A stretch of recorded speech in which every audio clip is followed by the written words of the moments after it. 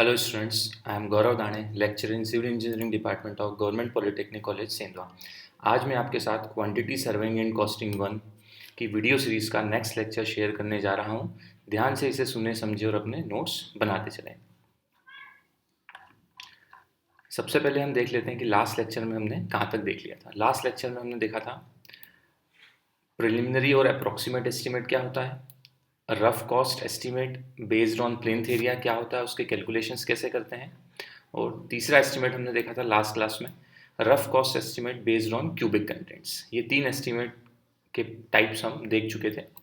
अब आज जो हमें नेक्स्ट लेक्चर है हमारा, in this lecture the students will be able to understand detailed estimate क्या होता है, हम वो समझेंगे। एनुअल रिपेयर एस्टिमेट क्या होता है, हम वो समझेंगे। स्पेशल रिपेयर एस्टिमेट क्या होता है, हम ये समझेंगे। रिवाइज्ड एस्टिमेट क्या होता है, हम ये समझेंगे।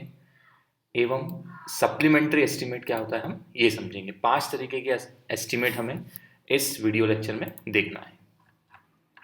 सबसे पहले हम देखते हैं कि डिटेल्ड एस्टिमेट क्या होता है। तो ध्यान से सुने, समझे और अपने नोट्स बनाते चलें। A detailed estimate is prepared after its complete set of drawings is ready.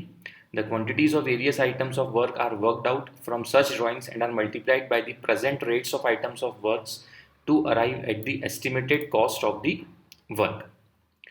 जो भी आपकी ड्राइंग होती है, चित्र का पूरा सेट तैयार करने के बाद विस्तृत अनुमान तैयार करना होता है। विस्तृत अनुमान तैयार किया जाता है। काम की विभिन्न वस्तुओं की मात्रा को इस तरह से चित्र से काम किया जाता है और काम की अनुमानित लागत लाने के लिए कार्यों की वस्तुओं की वर्तमान दरों से गुणा किया जाता है। तो डिटेल्ड एस्टिमेट क्या होता है, कैसे ड्रॉ किया जाए, कैसे बनाया जाता है, इस तरह से बनाया जाता है। अब डिटेल्ड एस्टिमेट का पर्पस क्या है, उद्देश्य क्या है, डिटेल्ड एस्टिमेट हम क्यों बनाते हैं, प्राक्कलन विस्तृत प्राक्कलन हम क्यों करते हैं, उसके बारे में अगर हम देखें।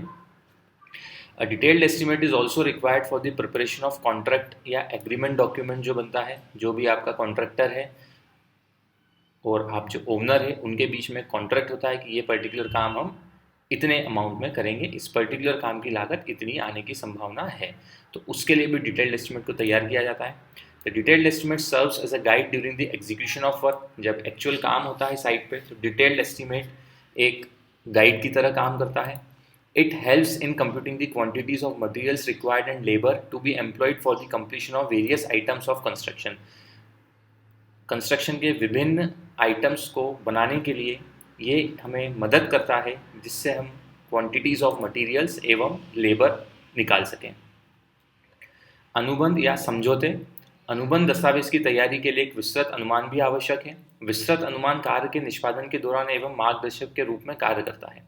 यह निर्माण की विभिन्न वस्तुओं के पूरा होने के लिए आवश्यक सामग्री की श्रम की मात्रा की गणना करने में मदद करता है।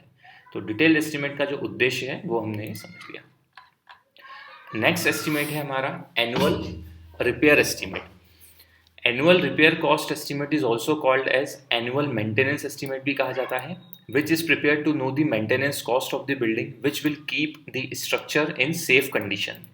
Whitewashing, painting, minor repairs, etc. are taken into consideration while preparing annual repair estimate for a building. किसी भी बिल्डिंग के एनुअल रिपेयर एस्टिमेट को बनाने के लिए हमें क्या क्या चीज़ों का ध्यान रखना है, वो सब चीज़ें देखी जाती है कि आपको वाइट वॉशिंग करवानी है, पुताई करवानी है, पेंटिंग करना है, कहीं कुछ टूट फूट हो गई है वो करना है। तो उसके लिए लगने वाले सारे खर्चों का अनुमान निकालने के लिए जो हम एस्टिमेट बनाएंगे, उसे हम कहते हैं एनुअल रिपेयर कॉस्ट एस्टिमेट या एनुअल मेंटेनेंस एस्टिमेट। इसको हिंदी में भी मैंने लिख दिया है आपकी मदद के लिए, मैं एक बार पढ़ देता हूँ।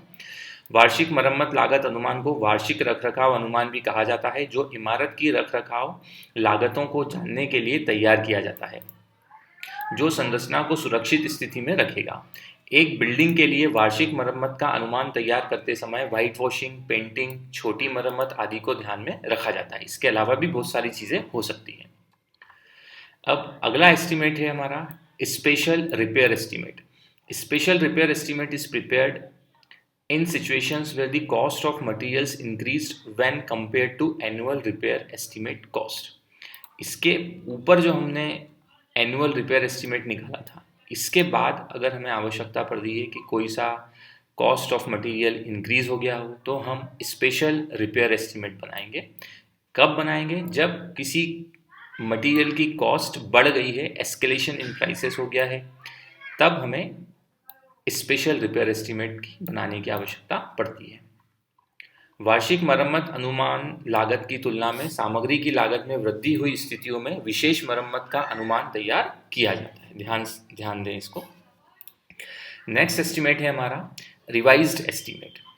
Revised estimate are mid-year review of possible expenditure, taking into account the trend of expenditure, new services, and new instrument of services, etc.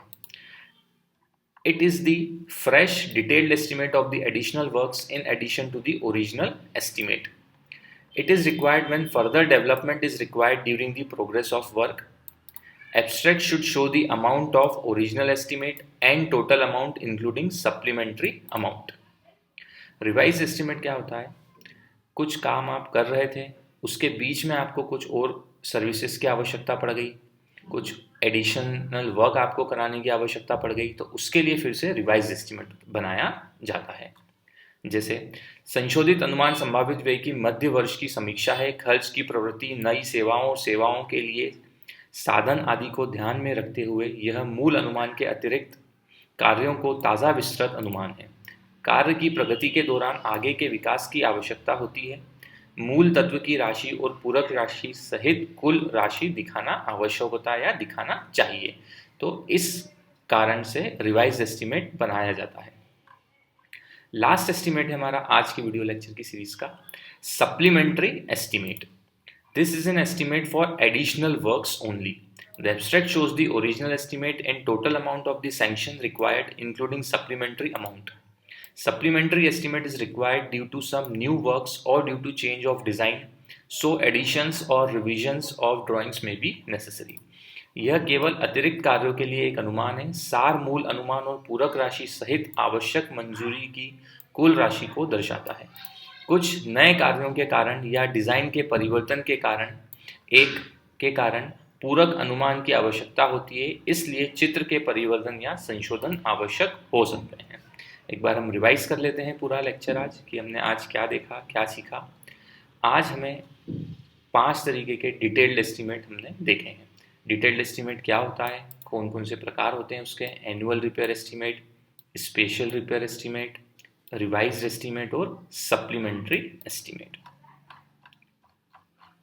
अब इस लेक्चर का आपको असाइनमेंट सबमिट करना है गूगल फॉर्म पे पीडीएफ फॉर्मेट में लिख के, अपने घर बैठे लिख के उसका पीडीएफ कैमरे से या जो भी सुविधा आपके घर में उपलब्ध हो उससे उसका पीडीएफ बना के गूगल क्लासरूम के पोर्टल पे आपको सभी को अपलोड करना है। असाइनमेंट के लिंक मैं क्रिएट कर चुका हूँ।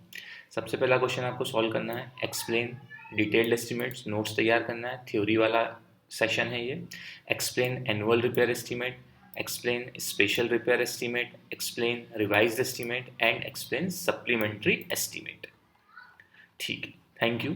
इसके आगे के लेक्चर बहुत जल्द आपको शेयर किए जाएंगे। ध्यान से आप सुने समझे और अपने नोट्स बनाते चलें।